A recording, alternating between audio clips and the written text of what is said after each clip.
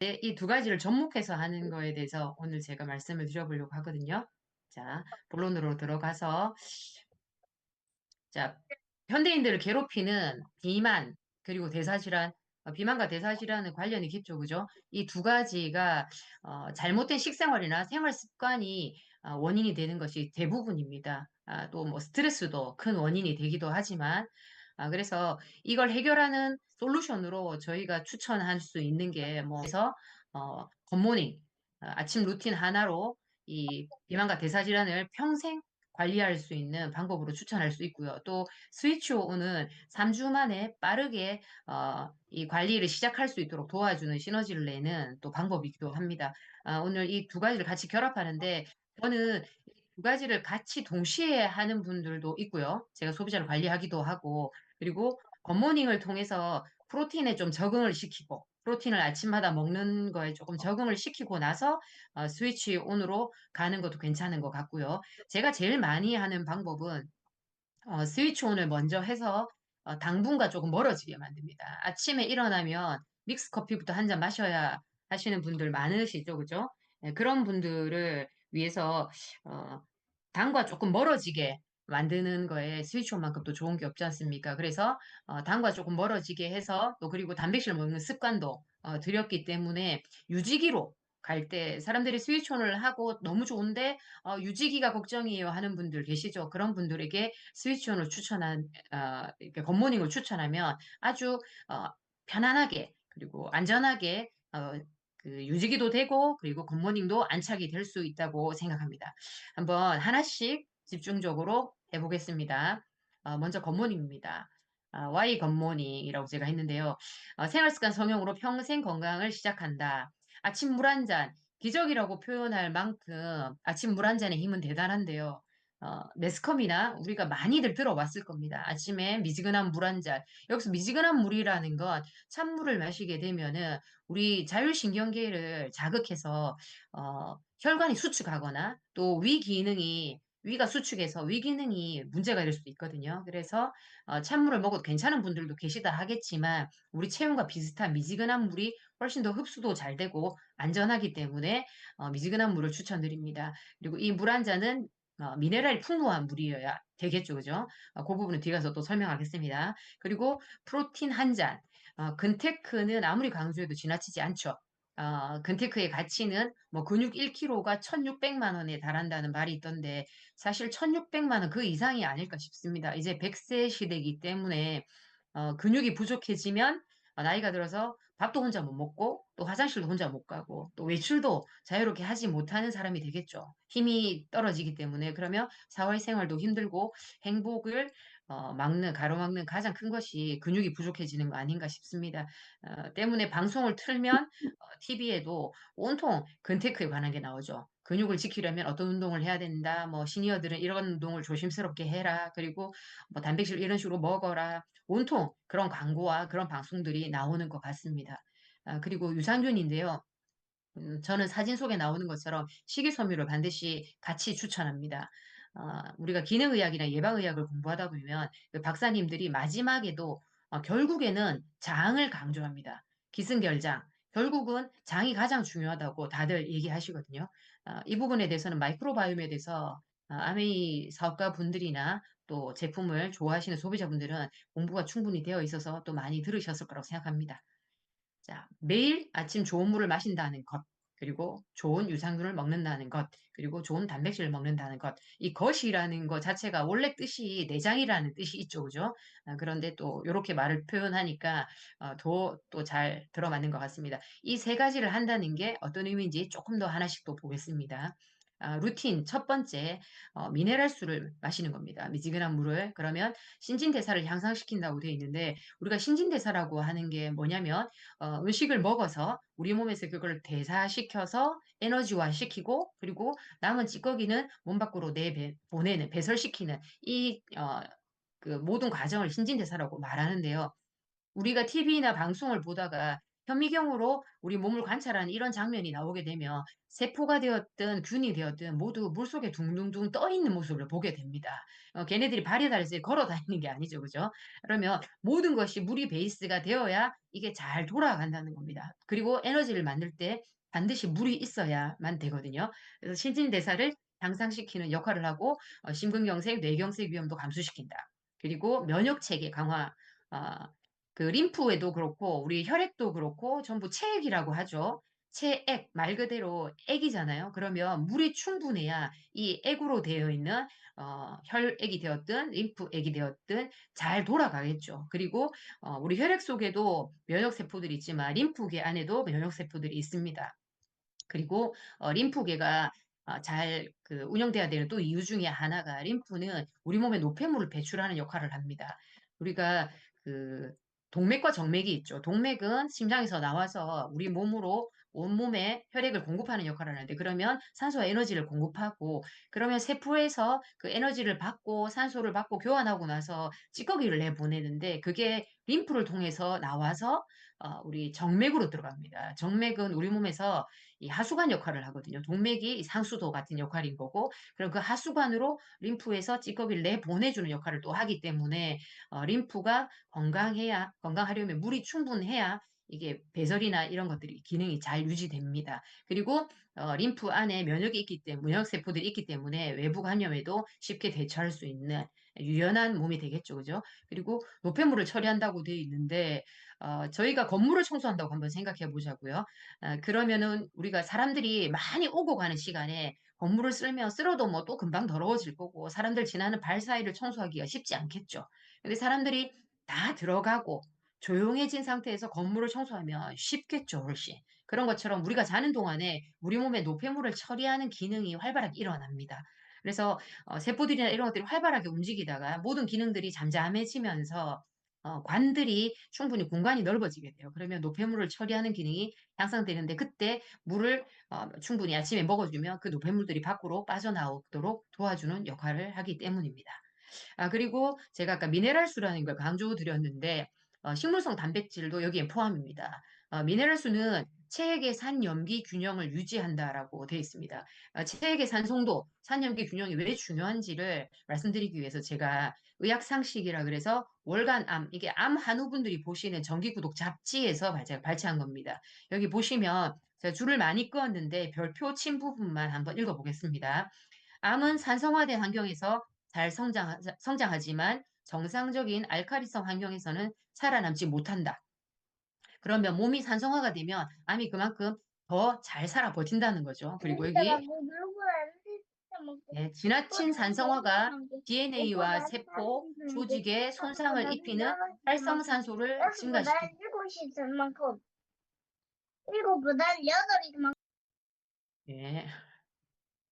자, 증가시킨다. 산성화는 신체 내부 환경을 암을 유발하는 환경으로 변화시킨다. 그리고 미네랄 결핍 시 문제거리가 된다. 우리 몸은 산을 중화하기 위해서 미네랄을 이용한다. 대부분의 사람들이 즐겨 먹는 음식 태반이 우리 몸의 산성화를 초래해서 만성질환과 암을 불러일으키는 것이다. 이렇게 되어 있습니다. 그래서 우리가 음식 중에서도 먹는 것 중에 산성 음식이 많은데 보통 우리가 많이 먹으면 안 된다는 대부분의 음식은 산성 음식입니다. 뭐 설탕을 비롯해서 뭐 돼지고기, 커피, 술 이런 것들이 다 산성인데 여기에다가 어, 만약에 물까지 산성으로 마시게 되면 뭐 우리 몸이 산성화되는 건 금방이겠죠, 그죠? 근데 미네랄수를 먹게 되면 그걸 많이 중화시켜주는 역할을 한다는 겁니다. 거기다가 여기 보시면 물로 만든 얼음입니다. 미네랄수로 만든 얼음이고 저희 정수기 물로 만든 얼음이겠죠. 그리고 산성수로 만든 얼음인데 이거 구하기 힘들지 않습니다.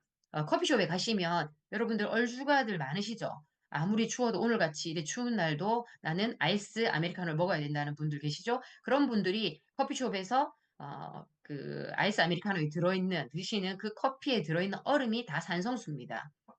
그래서 동네 커피숍에 가셔서 이 얼음 얻어서 해보시면 실험을 직접 아마 해보시면 놀라시게 될 건데 BTB 용액을 떨어뜨리고 두 얼음을 녹여봤습니다. 그랬더니 미네랄수 얼음은 시간이 지날수록 알카리성을 띠는 게 보입니다. 근데 산성수 얼음은 거의 다 녹아가도록 계속 산성을 띠죠. 근데 여기다가 만약에 식물성 프로틴을 내가 먹게 되면 미네랄수 오르면 당연히 원래 미네랄수니까 혈액이 이제 그 약 알칼리화 돼 있으니까 괜찮겠지만 산성수 오름을 내가 많이 먹은 사람이라면 여기에 내가 프로틴을 먹어준다. 아침마다 뭐 굿모닝을 하든지 해서 먹어주면 이것을 다시 약 알칼리화 시켜주는 역할을 하는 게 식물성 프로틴입니다. 여기 보시면 오른쪽 사진에 저희 단백질의 기능 정보가 적혀 있는 부분을 제가 찍은 거거든요. 그래서 어, 보시면 체액의 산염기 균형을 유지하는 데 필요하다라고 적혀 있죠. 그죠? 자, 그리고 검문 루틴 두 번째, 방금 말씀드렸던 식물성 프로틴인데요. 밤 사이에 분해된 근육 단백질을 충전한다. 우리가 자는 동안에는 공복 상태이지 않습니까? 뭐 자는 동안 내내 먹는 게 아니니까 공복 상태일 때는 몸에 당이 들어오지 않으니까 우리 몸이 근육을 분해해서 아미노산을 만들고 그걸 간이 다시 당으로 만들어서 쓰게 됩니다. 물론 간에 있는 글리코겐을 꺼내서 쓰기도 하지만 부족할 경우에는 근육에서 아미노산을 분해해서 그렇게 또 쓰기도 하거든요. 그러면 이렇게 분해된 근육을 빨리 다시 이제 회복시키 보충해 줘야 되겠죠. 그래서 아침에 먹는 단백질이 근육을 지켜주는데 너무 중요한 역할을 합니다. 근육 합성을 촉진한다고 돼 있고 당 수치 안정화인데 단백질도 당을 그 우리 인슐린을 나오게 합니다. 당이 올라가지 않는 건 아닌데 우리 원래 먹고 있는 일반 탄수화물보다는 훨씬 당 수치가 안정적입니다. 그렇기 때문에 단백질을 많이 먹게 되면 당 수치를 안정화할 수 있고 그리고 단백질 음식을 먼저 먹고 탄수화물을 먹었을 때 또 당 수치를 잘 잡아주기도 합니다. 그리고 체중 조절을 해준다. 포만감을 유지해주기 때문에 단백질은 빨리 소화되는 음식이 아닙니다. 그래서 배부름이 오래 가죠. 그래서 우리 고기 먹으면 좀 든든하다라고 말하는 거죠. 그래서 포만감을 유지해서 많이 먹는 걸 방지해 준다는 것입니다. 그리고 우리 몸을 구성하는 단백질이 하는 역할을 체성분 관리 부분에서 좀 자세히 보면 야식 욕구를 조절해 주고요. 그러니까 자꾸 허기가 빨리 지니까 밤에 또 뭘 먹는 거잖아요. 근데 이게 잘 때까지 계속 이게 유지가 된다면, 우리 포만감이 유지가 된다면 밤에 야식을 먹는 게 줄 수 있겠죠. 그리고 근육 성장을 돕고 지방 분해율을 향상시킨다. 단백질이 소화가 될 때 많은 에너지가 필요하기 때문에 지방이나 이런 당들이 분해가 많이 되게 돕는 역할을 또 합니다. 그리고 칼로리 섭취량을 감소시키겠죠. 이게 배부르게 하니까 단백질이. 그리고 포만감 때문에 식욕을 조절하고 또 대사 속도도 올립니다. 단백질을 많이 먹게 되면 기초 대사량이 올라갑니다. 우리가 가만히 있어도 장기가 움직이는 것만으로도 쓰이는 것들을 기초 대사량이라고 하잖아요. 그래서 단백질은 소화되는 데 이미 많은 에너지가 필요하기 때문에 기초 대사량 자체를 올리는 역할도 합니다. 자, 그리고 잠을 깨우는 프로바이오틱스. 어, 공복 섭취 시 생존 가능성이 높다고 되어 있습니다. 우리가 음식을 먹게 되면 위산이 많이 분비돼서 프로바이오틱스는 산에 아주 약하기 때문에 위산이 많이 나오도록 음식과 함께 먹지 말고 공복에 그냥 물과 함께 섭취. 그죠? 아까 아침에 물을 한 잔 마실 때 같이 먹으라고 하는 겁니다.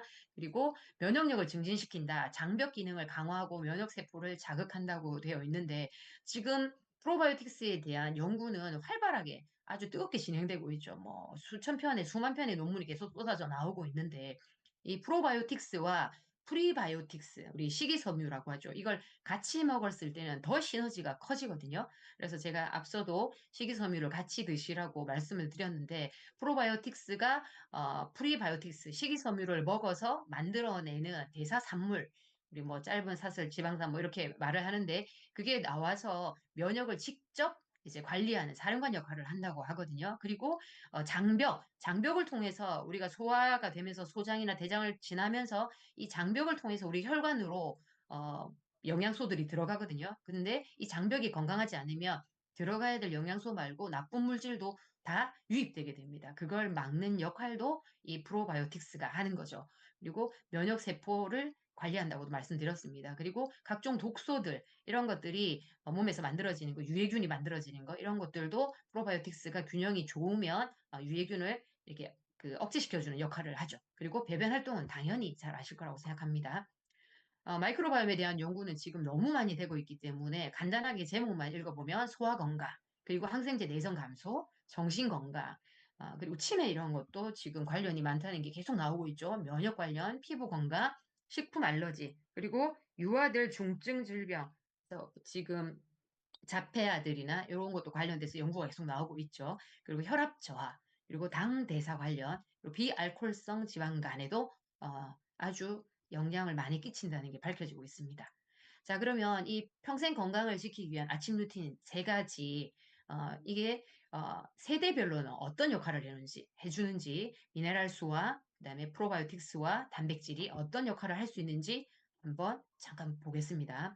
어린이 그리고 청소년기에는 편식 성장 말고 스마트 그로잉이 돼 있는데 몸만 키우는 게 아니라 그죠? 학습 능력도 키우고 그리고 뇌 기능도 좋게 하고 수분을 잡아주면 수분이 충분하면 기억력도 좋아진다고 합니다.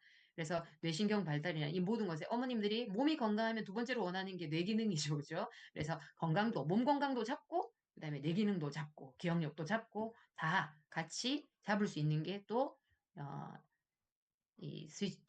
굿모닝이라고 할 수 있겠습니다. 두 번째로 젊은 분들입니다. 지속 가능한 다이어트. 가장 이 나이대에 관심 많은 게 다이어트죠. 그죠? 다이어트가 성공률이 20%인데 요요가 또 99.5%라고 하네요. 근데 이 요요가 안 오게 하는 역할을 합니다. 왜냐? 에너지는 소부시키고 그다음에 포만감을 올리고 근육량은 늘린다 되어 있는데 단백질을 충분히 많이 먹게 되면 대사 반응이 올라가기 때문에 다이어트가 잘 되고 그리고 포만감이 올라가서 다른 걸 더 많이 안 먹게 또 식욕을 억제해주고 근육량이 올라가면 기초 대사량 자체가 올라갑니다. 그래서 다이어트를 굶어서 하게 되면 체지방만 빠지는 게 아니라 근육이 빠지기 때문에 요요가 금방 오는 몸이 됩니다. 살이 잘 찌는 몸이 되죠. 그래서 보통 다이어트 했다가 나 다시 돌아왔어 하면 원래 체중보다 더 많이 올라가는 경우가 많죠. 그런 분들이 보통 근육을 많이 뺀 분들입니다. 자, 그리고 은둔세 분들은 혈당이 아주 중요한 때가 되죠. 지금 잡지 않으면 40대부터 대사 문제가 급증한다고 돼 있는데 40대 이후의 분들을 보면 대사 문제를 하나씩 다 가지고 있어요.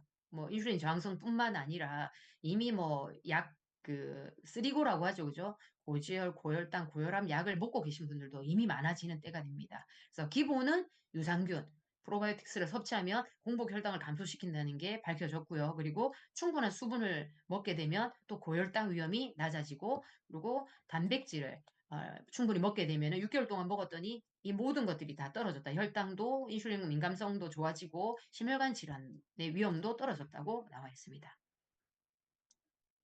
네, 네.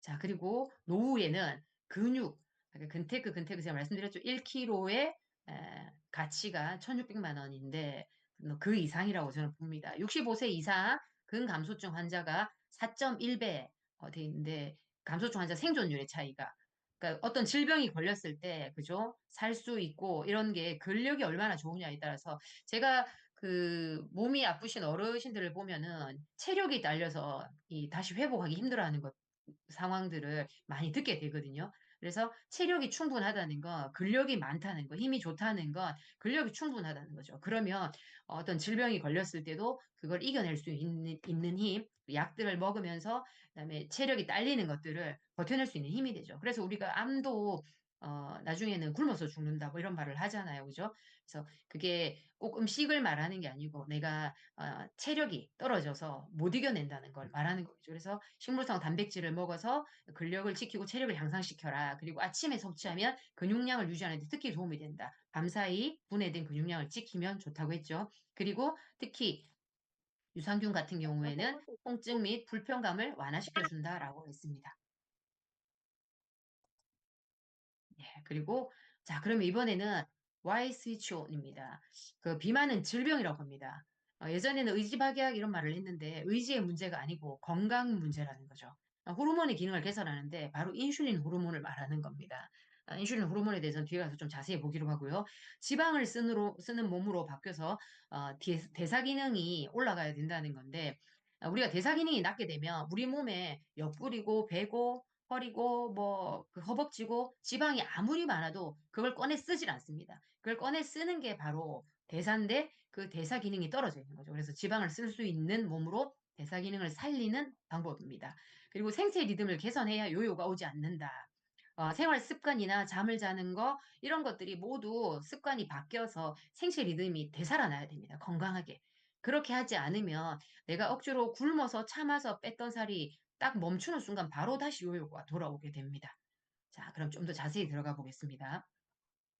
자, 스위치온을 알려면 비만 관련 호르몬을 먼저 이해해야 됩니다. 첫 번째로 세 가지 그렐린 호르몬, 저는 이거 이제 배고프다. 배고프니까 아우 배에 거지가 들었나 이런 말 하잖아요. 그래서 제가 그지 이렇게 해서 그렐린 호르몬을 외우는데 배가 고플 때 공복에 나오는 호르몬이 그렐린입니다. 그래서 위에서 분비되고요. 배고픔을 느끼고 식욕을 상승시킵니다. 그리고 렙틴 호르몬은 반대로 지방에서 나오는데 배가 부르다 그만 먹어라라고 나오는 식욕 억제 호르몬입니다. 그런데 문제가 이게 식후 20분 후부터 분비된대요. 그런데 10분 안에 식사하시는 분들 많죠. 저도 대표적으로 10분 안에 식사를 끝내는 스타일이거든요. 그래서 10분 안에 식사를 하게 되면 내 몸이 그만 먹으라고 적정량을 알려주기도 전에 이미 적정량을 충분히 초과한 음식을 먹게 되는 겁니다.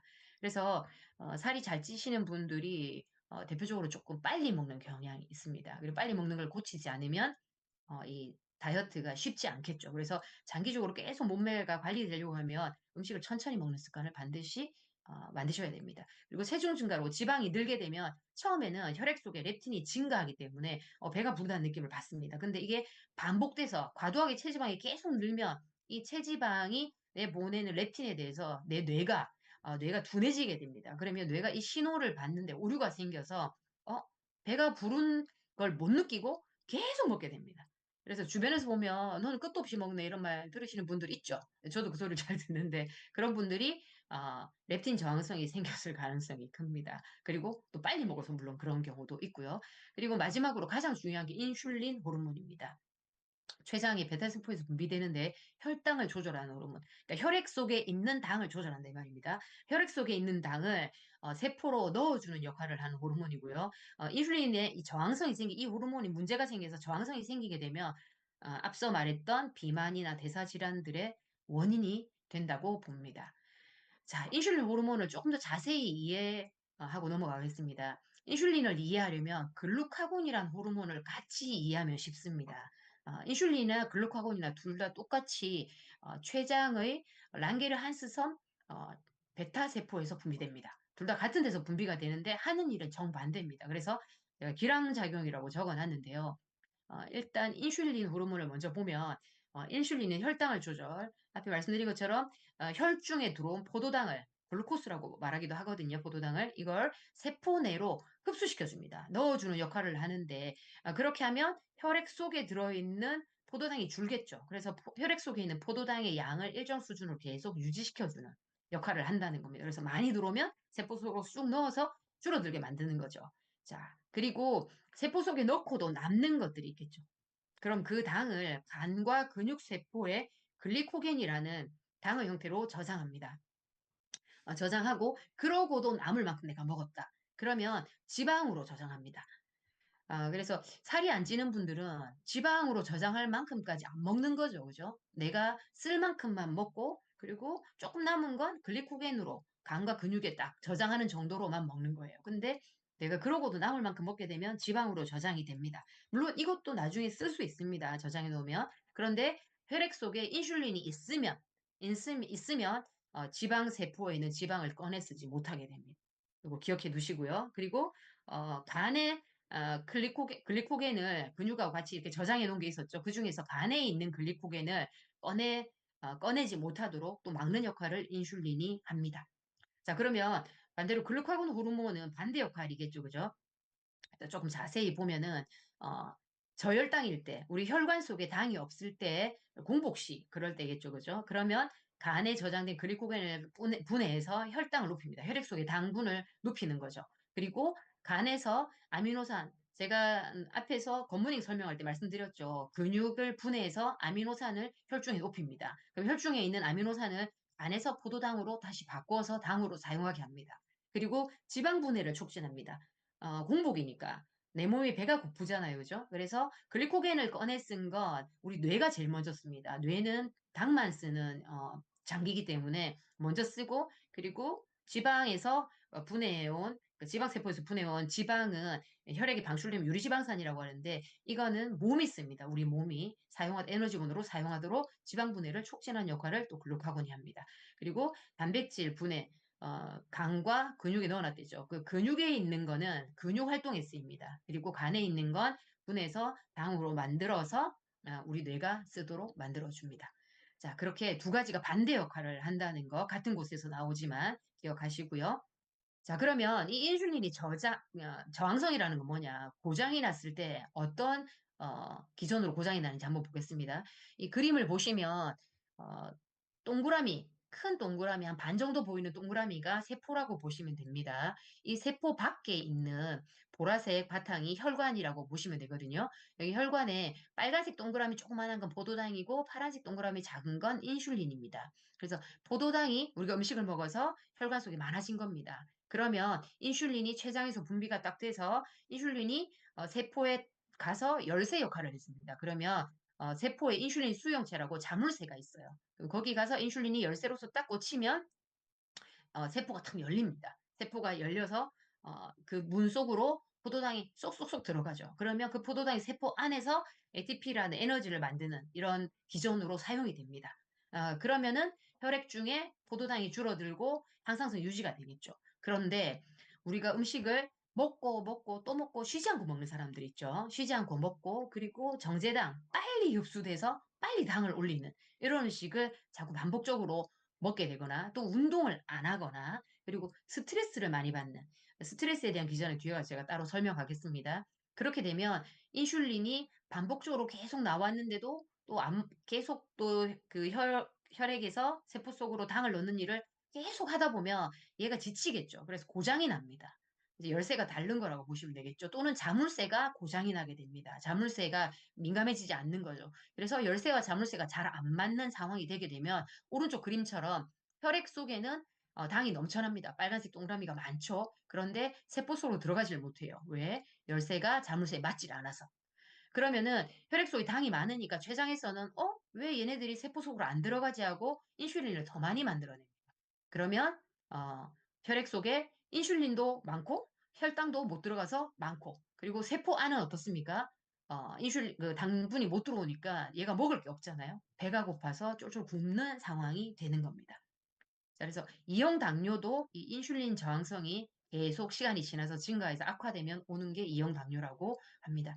자, 오른쪽 그림에 보시면 초기 인슐린 저항성과 악화된 인슐린 저항성 두 가지를 설명드리려고 하는데요. 초기 인슐린 저항성은 우리가 음식을 먹어서 세포 속으로 당이 잘 못 들어가다 보니까 췌장에서 얘 왜 못 들어가지 하고 열쇠 꾸러미를 자꾸 보내는 거죠. 인슐린을 더 많이 만들어 보내는 겁니다.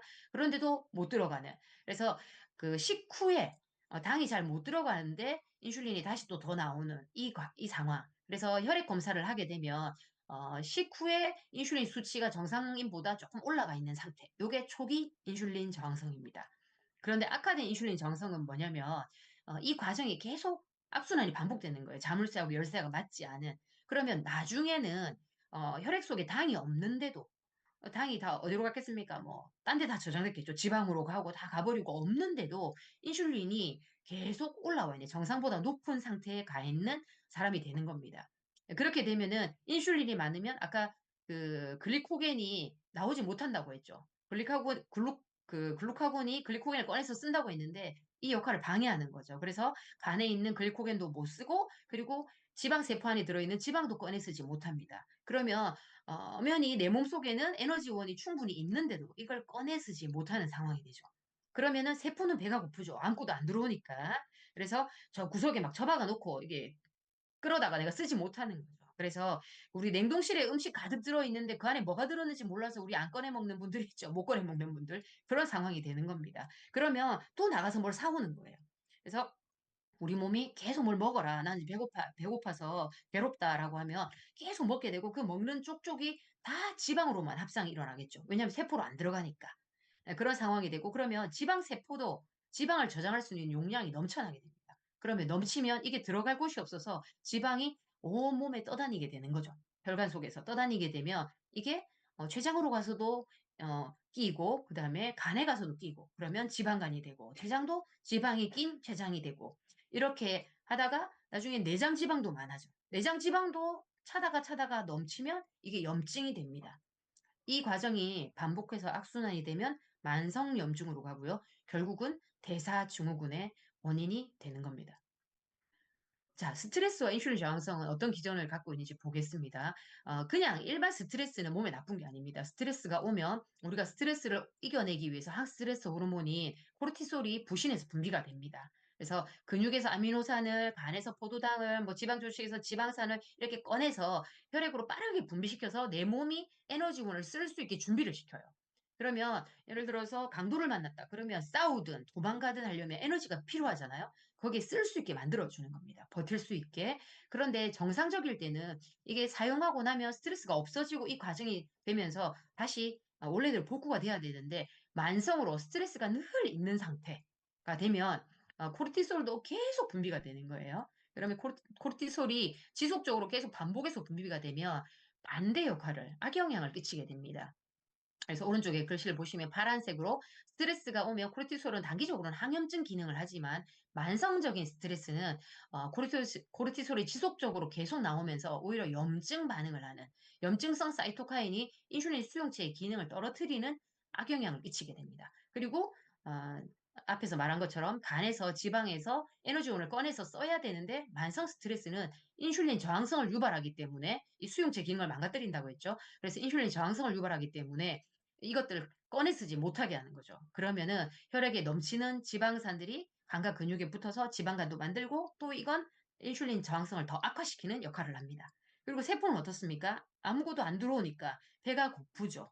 그래서 정제탄수화물 빨리 나를 힘을 넣어줄 수 있는 뭔가를 원한다. 그게 바로 이제 정제탄수화물이죠. 당을 빨리 올리는 그걸 계속 원하게 돼요. 그래서 이 반응이 또 지속적으로 가게 되면 인슐린 저항성을 더 또 악화시키는 기존으로 가겠죠. 그리고 단백질을 분해해서 에너지원으로 사용하려고 합니다. 왜냐하면 내 몸 세포가 배가 고프니까. 그러면 근육에서 빼서 단백질을 쓰겠죠. 그러면 근육량이 감소하니까 기초대사량이 저하되고 기초대사량이 저하되면 어떻게 된다고 했습니까? 살이 잘 찌는 몸이 된다고 했죠. 그리고 인슐린 저항성을 또 더 악화시키는 기전으로 가게 되는 겁니다.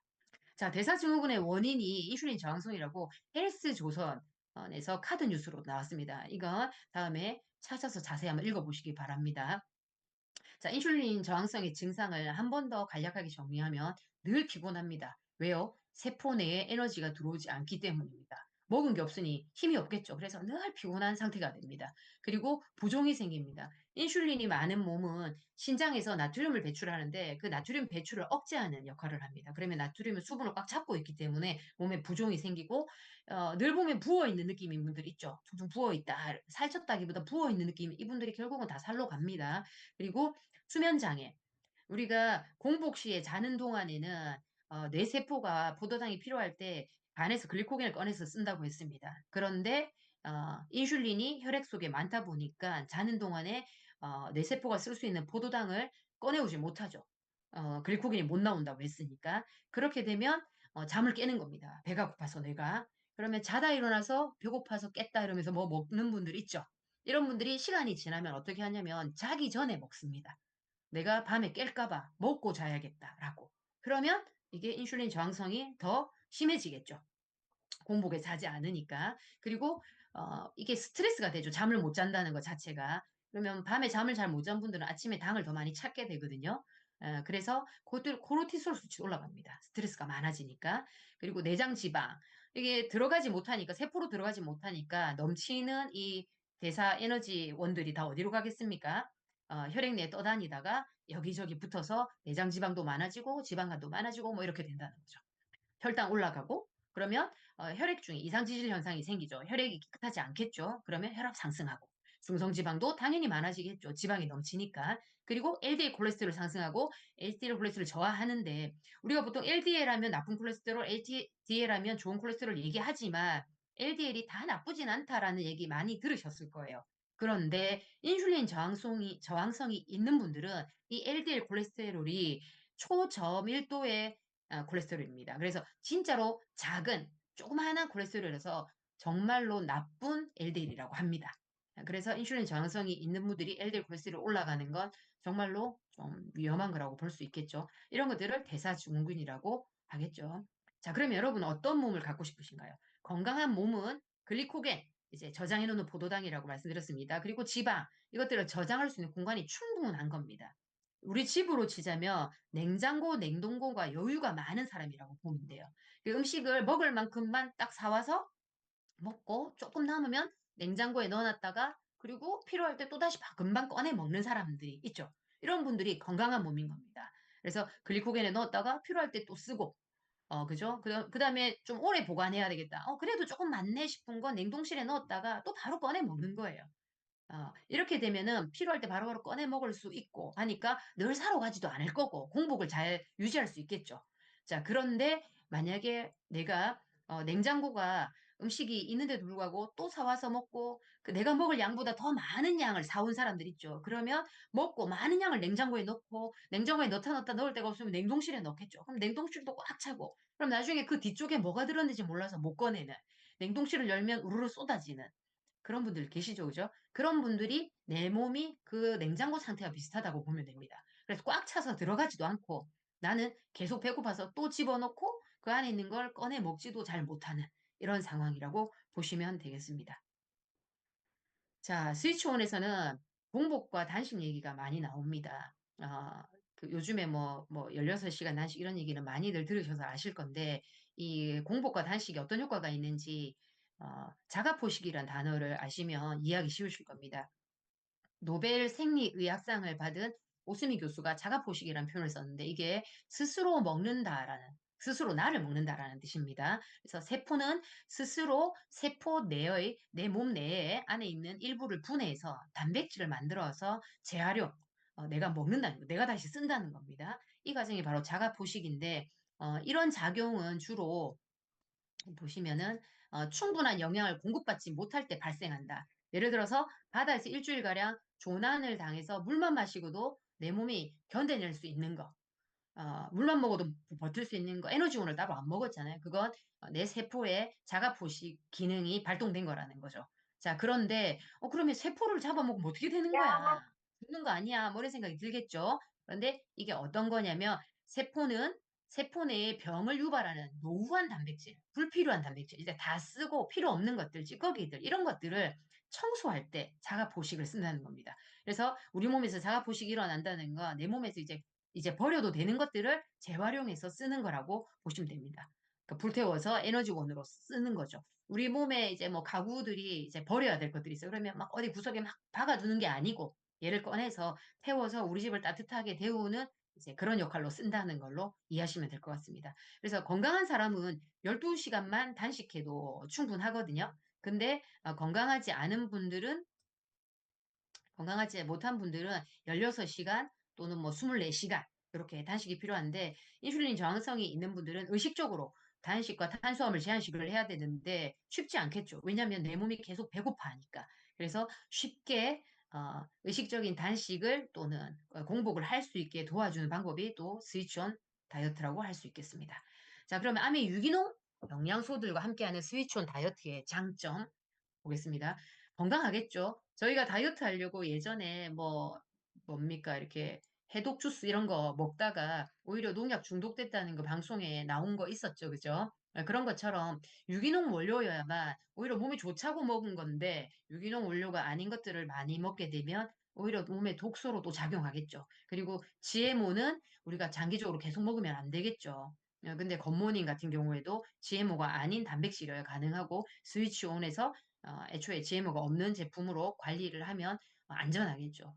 그리고 단 3주, 그 지금 새로 나온 그 박용호 박사의 책 내 몸 혁명이라는 책에 보면 4주로 바뀌었거든요. 근데 저는 3주로 해도 큰 문제가 있다고 느끼지 않았기 때문에 앞으로도 이제 한동안에 3주를 계속 해볼 생각입니다. 그래서 짧은 시간에 큰 효과를 볼 수 있는 게 큰 강점이죠. 그리고 먹으면서 할 수 있는 배부른 다이어트입니다. 보통 다이어트 하면 늘 배고파서 짜증나고 예민하고 어떤 회사는 회사에서 다이어트를 금지하는 것도 있대요. 직원이 다이어트를 하면 예민해지니까.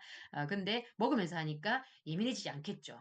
그래서 즐겁게 할 수 있는 또 다이어트입니다. 그리고 컨디션이 좋아집니다. 컨디션이 좋아지기 때문에 기분 좋게 할 수 있는 다이어트예요. 다이어트가 어떻게 컨디션이 좋아지고 기분이 좋을 수 있느냐, 이건 해봐야 합니다. 제가 스위치온 다이어트를 관리했던 분들한테 대부분 뭐라고 얘기하냐면, 첫 주만 딱 지나면 충분히 즐거울 거다. 그리고 3일만 지나면 힘든 건 없다. 제가 이렇게 얘기하거든요. 그래서 처음 단 3일에 의지만 있으면 충분히 할 수 있습니다. 라고 말하는데, 진짜로, 대부분 그렇게 잘할 수 있습니다. 보통 실패하는 분들은 첫날 이미 못합니다. 왜냐면 무슨 약속이 있어서 뭐 먹어버렸어요. 그러면 처음부터 다시 해야 됩니다. 그런데 3일을 버텨낸 분들은 끝까지 다 잘합니다. 그리고 호르몬의 기전을 이해하고 하는 다이어트이기 때문에 과학적이고 체계적이라서 요요가 없습니다. 그리고 내 몸의 근력은 지켜주는 다이어트이기 때문에 또 요요가 없고요. 그리고 몸의 건강을 회복하면 자연스럽게 다이어트가 되고 또 유지도 자연스럽게 되게 되어 있습니다. 앞서 말씀드린 생체의 리듬을 잘 지키는, 잘 개선시키는 게 꼭 같이 병행돼야 됩니다. 그리고 마지막으로 제가 이제 말씀드리고 싶은 건 탄수화물 의존성이 강한 분들은 호전 반응이 강하게 올 수 있습니다. 두통이 심하게 오거나 힘이 너무 없거나 그래서 뭐 활동을 못 한다거나 그런 분들이 간혹 있을 수 있기 때문에 탄수화물 의존이 강한 분들이나 건강에 걱정이 많은 분들은 바디키 프로그램으로 하시는 게 훨씬 더 안전하게 할 수 있습니다. 자, 스위치온의 6가지 원칙입니다. 탄수화물 줄이고 단백질을 늘리고 충분히 많이 먹어야 됩니다. 단백질을. 그리고 탄수화물은 극도로 많이 줄여야 됩니다. 그래서 아까 말씀드린 것처럼 탄수화물 의존성이 강한 분들은 호전 반응이 올 수 있다는 겁니다. 그리고 생체 리듬을 회복해야 요요가 오지 않고 또 간헐적으로 단식을 하는데 단식 걱정 안 하셔도 됩니다. 힘들지 않습니다. 그리고 영양제를 잘 챙겨 먹어야 됩니다. 그리고 고강도 운동하기. 조금 더 자세히 말씀드리면 예외 없이 반드시 실천해야 되는 주의사항. 금기식품 절대 먹으면 안 되고요. 허용식품 반드시 지킵니다. 다이어트를 하면 이건 먹어도 돼요, 저건 먹어도 돼요. 계속 카톡 옵니다. 거기 보면 금기식품, 허용식품 처음에 애초에 딱 정해드립니다. 그럼 야채도 요것만 드세요. 요것만 드세요. 뭐 이렇게 간을 하는 조미료도 요것만 드세요라고 말씀드립니다. 그러면 거기 안에서만 먹으면 간단하겠죠. 그리고 차보다는 물이 좋습니다. 그래서 우리가 그 소변을 자꾸 많이 보게 만드는 차를 먹으면 이제 수분이 부족해지기 때문에 물이 훨씬 더 좋고요. 충분히 드시면 좋겠습니다. 그리고 한 번에 1리터씩 먹는 게 아니고 나눠서 드시는 게 훨씬 더 좋습니다. 우리 몸의 이제 신진대사를 유지하는데 우리 몸에 물이 가지고 있는 기능들이 또 있기 때문에 꾸준히 계속 먹어주는 게 좋습니다. 그리고 저녁 식사 후에 어, 다음날 아침까지 수면 시간 포함해서 14시간을 기본으로 지켜야 됩니다. 제가 건강한 사람은 12시간이어도 충분하다 그랬죠. 근데 인슐린 저항성이 있는 사람은 이보다 더 사실은 어, 늘려야 되지만 너무 늘리면 힘들기 때문에 14시간을 기본으로 하고 중간에 단식이나 이런 과정을 넣는 겁니다. 그리고 12시부터 새벽 4시를 포함한 숙면. 이 시간에 숙면이 되려면 12시 전에 누워야 된다는 뜻입니다. 그래서 6, 7시간을 지킨다. 수면의 질도 중요하고 수면의 양도 무시하면 안 됩니다. 그리고 주 4회 이상 30분씩 고강도 인터벌 운동을 한다. 인슐린 민감성을 좋게 해줍니다. 고강도 인터벌 운동이. 그래서 그냥 막 힘든 거 말고 인터벌 운동을 하시라고 싶고 너무 길게 말고 고강도 인터벌로 30분씩 정도만 하셔도 충분할 것 같습니다. 그리고 저근육형, 근육이 아주 작은 분들 있죠. 보면 날씬한데 인바디 찍으니까 체지방이 30% 넘고 이런 분들 많습니다. 여자분들 중에는. 그런 분들은 근력 운동도 같이 병행해 주시면 좋습니다. 참, 여기 잠 얘기할 때 제가 빼먹었는데, 우리가 자는 동안에, 성장 호르몬이라는 게 나오죠. 그죠? 성장 호르몬은, 아이들은 키가 크게 하고요. 어른들은 세포를 재생하고 회복시키는 역할을 합니다. 그래서, 아이들이, 잠을 숙면을 못 한다. 밤에 야식을 먹고 잔다든지, 충분한 시간에 자지 않고 제대로 된 시간을 지키지 않고 또 수면의 질이 나빠지면 성장 호르몬이 충분히 나오지 않으니까 안 크겠죠. 그리고 어른들은 이 젊음을 유지하고 노화를 좀 천천히 지연시키는 기능을 해줍니다. 그래서 젊게 살고 싶고 예쁘게 살고 싶고 날씬하게 살고 싶다. 이러면 성장 호르몬이 잘 나올 수 있게 해야 되는데 인슐린 호르몬이 나오게 만들어 놓으면 성장 호르몬이 잘 안 나옵니다. 그래서 공복에 주무시는 게 수면에 성장 호르몬이 나오게 하는데도 중요한 역할을 합니다. 그리고 단백질을 충분히 챙겨 먹는다. 아무리 강조해도 지나치지 않습니다. 여러분이 웬간히 많이 먹으려고 해도 어, 넘치게 많이 먹기는 쉽습니다. 대신에 한 번 드실 때 몸이 좀 작으신 분들은 20g, 그리고 몸이 좀 크신 분들은 30g 정도 안에서 한 번 먹는 양을 조절하시면 좋습니다. 그래서 한 번에 많이 먹으면 근생성할 수 있는 양은 한계가 있다고 합니다. 그래서 근생성의 효율을 높이려고 한다면은 단백질량을 나눠서 여러 번 먹는 게 좋습니다. 그리고 세 가지 영양제는 꼭 필수, 이건 선택이 아닙니다. 종합 비타민 미네랄과 오메가3 지방산, 그리고 프로바이오틱스와 프리바이오틱스, 식이섬유죠, 그죠? 그러니까 유산균과 식이섬유를 합친 걸 신바이오틱스라고 하는데 요 세 가지는 필수입니다. 거기에 비타민 C와 그리고 칼슘, 마그네슘, 비타민 D, 코큐텐 요거는 추가로 드시면 더 좋겠습니다. 요 세 가지는 필수고요. 그리고 식사 사이 간격은 최소 3시간에서 4시간. 근데 5시간을 넘기면 안 됩니다. 흔히 말하는 배고파서 눈 돌아간다 이런 표현 쓰죠, 그죠? 그런 일이 발생돼서 사고를 치게 돼요. 실수를 하게 됩니다. 그래서 5시간은 넘기시면 안 되고요. 3시간, 4시간 정도 딱 좋습니다. 그리고 틈틈이 스트레칭하고 앉아서 일하시는 분들은 중간에 자꾸 움직이고 많이 걷는 게 좋습니다. 그리고 잠들기 4시간 전까지는 저녁 식사를 마치시는 게 좋습니다. 공복에 자야 된다고 말씀드렸죠. 금기식품, 술 안 됩니다. 한 모금도. 설탕 아예 안 되겠죠. 설탕이 들어간 거, 단맛이 나는 어떤 것도 되지 않습니다. 저는 껌도 절대 드시지 말라고 합니다. 말라고 합니다. 그리고 트랜스 지방, 튀긴 거 같다, 구운 거 같다, 기름과 함께 튀긴 것 이런 것들 일절 드시면 안 되고 밀가루 음식 안 됩니다. 그리고 커피, 카페인 드시면 안 돼. 2주차부터는 한 잔이 허용되는데 하루에 이렇게 말씀드리면 저는 커피 먹어도 괜찮은데요. 잠도 잘 자요. 이렇게 말하는 분들이 있거든요. 그렇게 말씀하시는 분들 많은데, 그러면 제가 커피를 3일만 끊어보라고 해요. 그러면 3일을 딱 끊으면, 숙면이 뭔지 새롭게 경험하게 됩니다. 그래서 일주일을 경험하고 나면, 아, 커피를 진짜 끊어야겠다. 혹은 커피를 정말 많이 줄여야겠다는 생각을 스스로 하게 됩니다. 몸이 느끼게 되니까요. 그러니까 내가 컨디션이 항상 안 좋았던 분들은 컨디션이 좋은 게 떤 건지 모릅니다. 그래서 카페인을 줄이거나 끊었을 때 그 경험을 직접 해보시는 게 좋습니다. 그리고 포화지방, 삼겹살, 갈비, 곱창인데 수육 같은 걸 이제 뒤에 가면 해 먹을 수 있는데 고기 부분만 먹습니다. 앞다리살 같은 거 사셔서 기름 부분 다 떼고 살만 먹는 게 좋습니다. 그리고 나트륨은 원래는 필요하거든요. 근데 과한 건 안 됩니다. 그래서 과하게 짠 음식은 안 됩니다. 앞에 자가포식 말씀드렸죠. 오토파지. 24시간을 하는데 하루 종일 굶는 날은 없습니다. 아침을 먹고 나면 점심부터 공복을 시작해서 다음날 점심부터 다시 먹기 시작합니다. 그럼 시간으로는 24시간이지만 하루 종일 굶는 날은 하루도 없죠. 전날도 아침을 먹고 다음날은 점심부터 먹었으니까. 그래서 하루 종일 굶게 되면 전날 잠잤던 시간, 다음날 잠자는 시간 포함해서 공복 24시간이 넘게 됩니다. 그렇게 하는 게 아니고 딱 24시간이 되려면 아침 먹고 점심부터 공복을 시작하든지 그다음에 점심까지 먹고 오후부터 공복을 시작하든지 저녁 간식까지 먹고 오후 간식까지 먹고 저녁부터 공복을 시작하든지 이런 식으로 해서 24시간을 맞추셔야 되고 여기 저장 창고 아까 제가 냉동실 냉장고 말씀드렸죠. 간에 들어있는 글리코겐 그다음에 근육에 있는 것도 몸을 움직이면서 근육이 써야 됩니다. 그리고 근육에 있는 단백질을 분해해서 아미노산으로 만들면 간이 또 이걸 포도당으로 만든다 했죠. 이런 것들을 분해해서 쓰는데 그리고 지방, 특히나 지방, 내장 지방이나 체지방, 이 지방들을 꺼내 써야 되는데 이건 정말 냉동고에 혹은 지하 창고에 있는 냉동고라고 보시면 됩니다. 이걸 정말 꺼내 쓰기가 힘든데 인슐린을 기준 이하로 낮추려면 단백질과 탄수화물 섭취를 잠시 끊는 게 필요합니다. 인슐린을 자극하는 게 탄수화물만 있는 게 아닙니다. 단백질도 자극을 하거든요. 탄수화물보다는 훨씬 더 안정적으로 가기 때문에 탄수화물보다 훨씬 낫다는 거지 아예 자극을 하지 않는 건 아닙니다. 인슐린이 아예 안 나오는 건 아니기 때문에 둘 다 완전히 끊는 시간이 필요합니다. 그리고 공복 4시간이 지나면 간에 있는 글리코겐, 냉장고에 있는 걸 꺼내 쓰는 거죠. 포도당을 분해서 쓰기 시작하고 그다음에 인슐린이 저항성이 개선되면서 16시간 공복이 지나고 나면 지방을 꺼내 쓰기 시작합니다. 그래서 24시간 단식을 하게 되면 생체 리듬이 회복되면서 앞서 맨 처음에 말했던 렙틴 저항성 기억하시죠? 그죠? 우리가 배부를 때 나오는 그리고 인슐린 저항성 두 가지가 개선되면서 지방이 연소되는 효과를 눈에 띄게 확인할 수 있습니다. 그래서 허리, 옆구리 이런 데가 살이 쏙쏙 빠지는 게 보이기 시작합니다.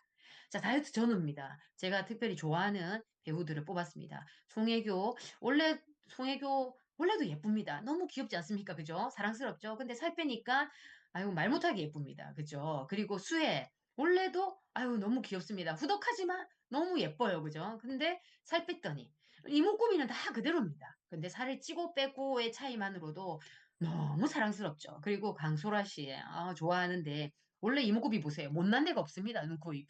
그런데 살을 뺐더니 눈부시죠. 그죠? 정말 예뻐졌습니다. 그리고 정경호 씨 같은 경우에는 지금 얼굴 너무 샤프합니다. 살 뺀 얼굴. 근데 살쪘을 때는 이목구비가 못난 건 아니야. 하지만 데이트가 하고 싶다 정도로 데이트 신청하고 싶은 정도 얼굴은 아닙니다. 서인국도 처음 나왔을 때 뚱뚱하다 생각 안 했거든요. 근데 살을 쏙 뺐더니 너무 멋있어진 거예요. 탑 보십시오. 이 강한 눈매가 살찐 사람 얼굴에서 강한 눈매일 때와 살을 뺀 상태에서 강한 눈매일 때는 너무 느낌이 다르죠. 살 빼니까 강한 눈매가 섹시해 보입니다. 그죠? 살찐 얼굴에서 강한 눈매는 무섭습니다. 그죠? 자, 그래서 요건 이제 실제 사례들을 좀 설명하겠습니다. 30대 후반의 네일샵 사장님입니다. 아이가 둘 있고 이분이 1년 반 동안 1년 반 동안 총 16kg를 감량했는데 3번을 했습니다. 6개월씩 유지기를 가지고 3번을 해서 79kg에서 63까지 갔습니다. 이분이 본인이 사진을 찍어서 저한테 주더라고요. 강의할 때 쓰라고. 그래서 완전 다른 사람이 됐죠. 몸이. 그죠?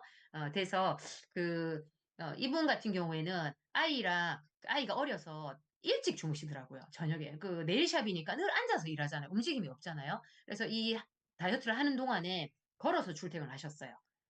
차로 한 5분, 10분 거리인 곳을 걸어서 하니까 40분 걸린다 하더라고요. 걸어서 출퇴근을 하고, 그리고 움직임을, 낮에는 운동을 할 수가 전혀 없었어요. 근데 저녁에 가서 9시, 10시 되면 주무시더라고요. 그러니까 살이 첫 3주, 맨 처음 했을 때 7.7kg가 빠졌습니다. 본인도 너무 놀라고, 그리고 팀 다이어트입니다. 미용실 팀이었는데, 미용실 팀은 처음에 제가 이분들을 설득할 때 되게 힘들었어요. 왜냐면, 우리는 하루 종일 서서 일해야 되기 때문에, 힘들고 배고프면 못한다. 그런 다이어트는 절대 못한다. 이렇게 말했어요. 근데 제가 안 힘들다, 배 안 고프다 계속 설득해서 결국은 했고, 이분들이 40대 여자분 같은 경우는 4.2kg 감량, 20대 여자분은 원래도 많이 날씬했어요. 그래서 3.4kg 감량, 남자분 같은 경우는 조금 많이 이제 체격이 크셨는데 8.7kg 제가 예상했던 것보다 좀 작았습니다. 저는 10kg까지 빠질 줄 알았는데 그래도 이분은 아주 많이 만족하셨어요.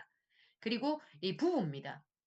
보라색은 1차였고 분홍색은 2차인데 돌잔치 준비한다고 애기 놓고 얼마 안 돼서 한 번 하고 돌잔치 직전에 한 번 했습니다. 그렇게 해서 두 번 해서 남자분은 총 18kg 감량했고 여자분은 두 번 해서 8.4kg 감량했어요. 남자분 같은 경우 유지기에 굿모닝을 했거든요. 그때 제가 굿모닝을 이름을 붙이진 않았지만 아침마다 프로틴을 드시고 이제 출근을 하셨어요. 유산균하고. 그래서 유지기 동안에도 보시면은 남자분이 84kg까지 뺐다가 다시 시작할 때 76kg예요. 그러면 이미 뭐 8kg가 그동안에 또 빠진 거죠. 그죠? 자, 그리고 건강관리 사례입니다. 건강검진에서 50대 여자분이셨는데, 대사증후군 세 가지가 다 카트라인에 나온 거예요. 그래서 이분이 우연찮게 그때 저를 만나게 됐는데, 건강이 너무 안 좋다고 하셔서 제가 다이어트를 하자 했더니, 난 다이어트에 관심 없다. 나는 건강이 관심 있다 하길래, 제가 건강이 좋아지는 다이어트를 내가 안내해 드리겠다 해서 했습니다. 그리고 3주라 짧다. 이분도 일을 바쁘게 하는 분이라 힘든 건 못한다 하셨거든요. 근데 하시고 나서 이분이 체중은 5kg밖에 안 빠졌지만 뭐 밖에라고 할 만큼 더 많이 빠지는 분이 원체 많다 보니까 근데 이분이 건강이 너무 좋아졌어요. 그래서 이분이 책을 자기가 사서 보시고 있죠. 남편하고 아들을 대학생인 아들이 기숙사 생활을 하는데 두 사람을 자기가 직접 관리해서 둘 다 많이 뺐어요. 그래서 아주 만족하고 세 명이 다 이분이 그러다 풀떼기만 먹는다. 우리는 풀떼기를 너무 좋아하는 가족이 됐다. 이런 표현을 쓰더라고요. 그래서 운동도 좋아하고 그 대학생인 아들도 수시로 걷는다고 자기가 너무 고맙다고 하더라고요. 그리고 이분이 저한테 나중에 문자가 와서 혈압이 정상으로 들어왔다고 문자까지 보내주셨습니다.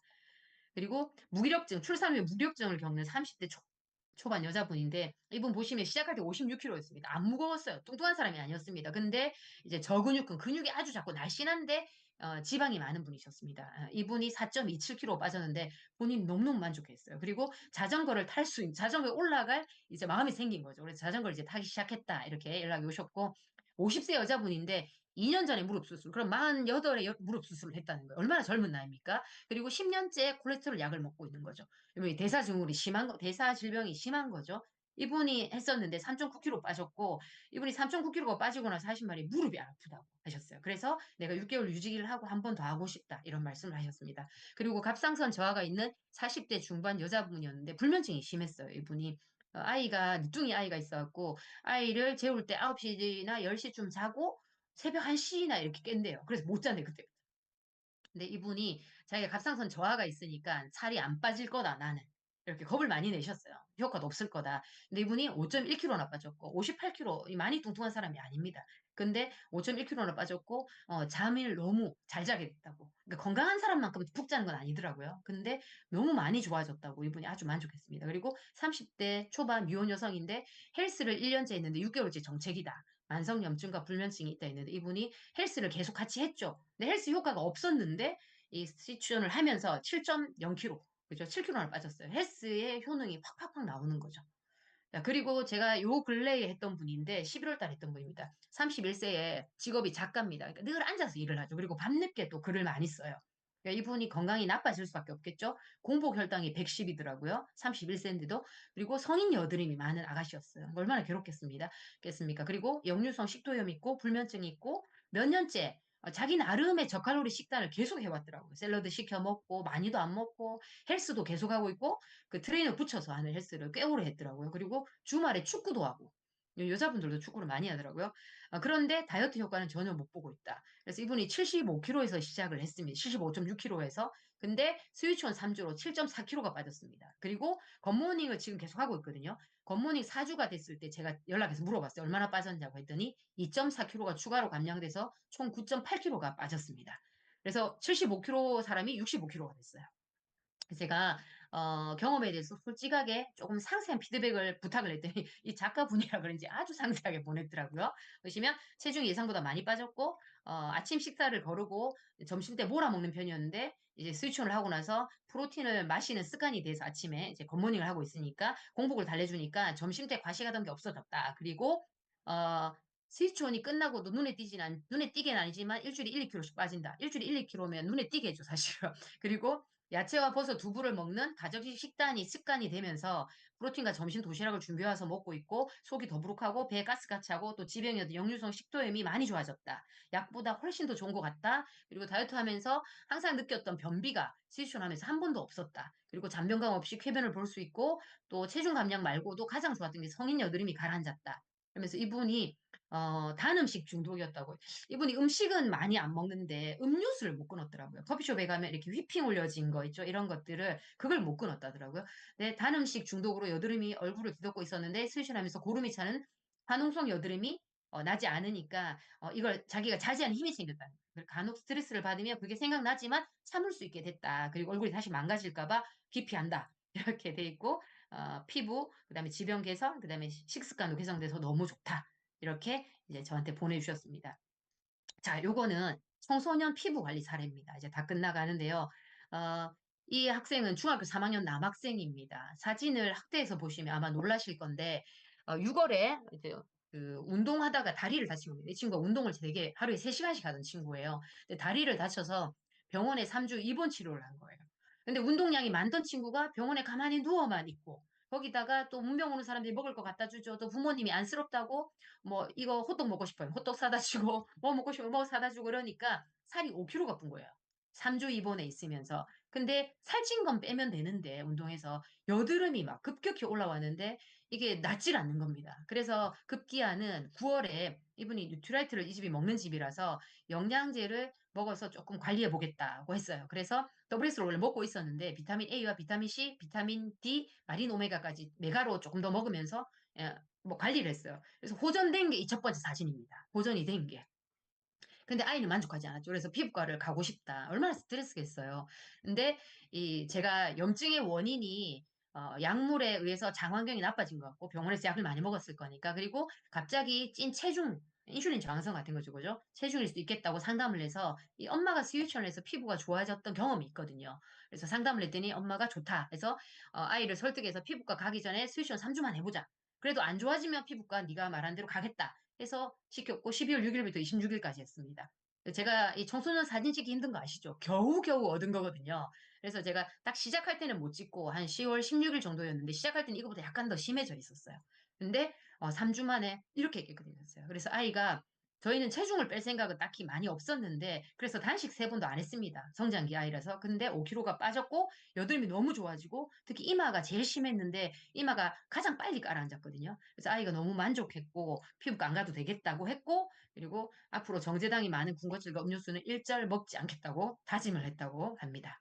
자, 프로바이오틱스 이렇게 종류가 여러 가지 중에 여러분이 고르시면 되고요. 저는 이제 마이크로바이옴 1번에서 6번 여기 맞춤으로 고르시길 권합니다. 방금 이 청소년 같은 경우도 맞춤으로 해서 검사해서 먹었고요. 그리고 단백질도 이렇게 있는데 이 청소년 아이 같은 경우에 피부 때문에 먹었기 때문에 하이드라 액티브하고 파이토 프로틴을 반반 한 스쿱씩 해서 두 스쿱을 해서 한 번에 먹었습니다. 그래서 아침 저녁으로 2번 먹었습니다. 그리고 이 두 가지의 겉모닝과 스위치는 공통의 Y는 대사질환을 예방하는 방법이란 가장 쉬운 방법이라는 거고요. 일시적인 효과가 아니라 평생 건강, 호르몬 자체를 대사를 다 바꾸는 거니까 건강에 초점이라는 겁니다. 이 굿모닝을 반값으로 먹는 방법을 짧게 한번 소개하고 끝내겠습니다. 저희가 물도 마시고 그다음에 이 굿모닝을 꾸준히 하게 되면은 어, 대충 한 15만 원, 20만 원 정도 될 겁니다. 물을 빼더라도 그죠? 그래서 정수기 물까지 할부로 하면 한 15만, 20만 원 넘겠죠. 자, 그래서 내가 먼저 관리를 해서 스위치온으로 3주 해서 예뻐진 겁니다. 근데 사람들이 저 유지기가 되겠어? 얼마 가겠어? 했는데 내가 굿모닝으로 유지를 꾸준히 해서 계속 예쁜 거예요. 그러면 주변 사람들이 물어보겠죠. 너 도대체 뭐 하길래 그게 유지가 되냐? 물어봤을 때 내가 굿모닝을 설명합니다. 스위치온까지 하든 아니 굿모닝만 하든 아무튼 적어도 이분들이 굿모닝만 꾸준히 하게 됐다고 해도 거기다가 이제 저희들 세티니크 새로 나오죠. 세티니크 제품 쓰고 그다음에 예뻐지니까 화장품에도 더 신경 쓰겠죠. 그렇게 써서 20만 PBC 개인이 썼다고 보면 6명, 본인까지 7명, 140만이 9%. 거기다가 이분들이 쓴 캐시백 빼주고 그러면 9만 원 캐시백 거기다가 BV 적용하면 16만 원 정도의 캐시백이 됩니다. 그러면 굿모닝 반값으로 먹을 수 있죠, 충분히. 그리고 내가 굿모닝으로 이제 추가 소득을 한번 만들어 보겠습니다. 내가 소비자들을 모았듯이 이분들도 굿모닝 할 수 있는 친구들을 모은 거예요. 이분들이 예뻐지니까 주변에서 물어봐서 나도 그럼 같이 할까 해서 그냥 아침 루틴 하나일 뿐이잖아요. 같이 하는 분들을 모았고 이분들이 잘할 수 있게 나는 성경험자니까 도와주는 겁니다.